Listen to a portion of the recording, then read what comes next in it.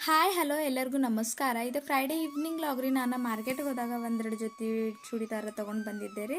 Cotton ಎನ್ನುವ ಈಗ ಬೇಸಿಗೆಗಾಲ ಚಾಲು ಅಲ್ರಿ, ಹಾಗಾಗಿ ಸ್ವಲ್ಪ ಡೈಲಿ ಯೂಸ್ಗೆ ಕಾಟನ್ ಬಟ್ಟೆನ ಯೂಸ್ ಮಾಡ್ಬೇಕಂತೇಳಿ ತೊಗೊಂಡು ಬಂದೀನಿ. ಇದು ಟಾಪ ಮತ್ತು ಪ್ಯಾಂಟ್ ಬಂದಿತ್ತು ರೀ, ಇದಕ್ಕೆ ವೇಲ್ ಬಂದಿಲ್ಲ.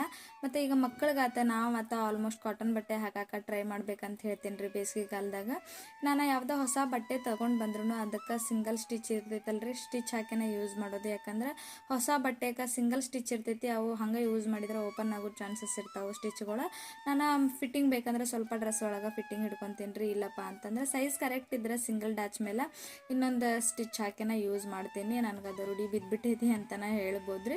ಮತ್ತು ಈ ಡ್ರೆಸ್ ಯಾವ ರೀತಿ ಕಾಣಿಸ್ತೈತಿ ಅಂತ ನಾನು ಹಾಕ್ಕೊಂಡಾಗ ಒಂದು ಕ್ಲಿಪ್ಪಿಂಗ್ ತೊಗೊಂಡಿದ್ದೀರಿ, ಆ ಕ್ಲಿಪ್ಪಿಂಗ್ನ ಇಲ್ಲಿ ಹಾಕತ್ತೀನಿ. ಇಲ್ಲೇ ನೋಡ್ತಿರ್ಬೋದು ನೀವು ಯಾವ ರೀತಿ ಕಾಣಿಸತೈತಿ ಇದು ಡ್ರೆಸ್ ಅಂತ ಹೇಳಿ.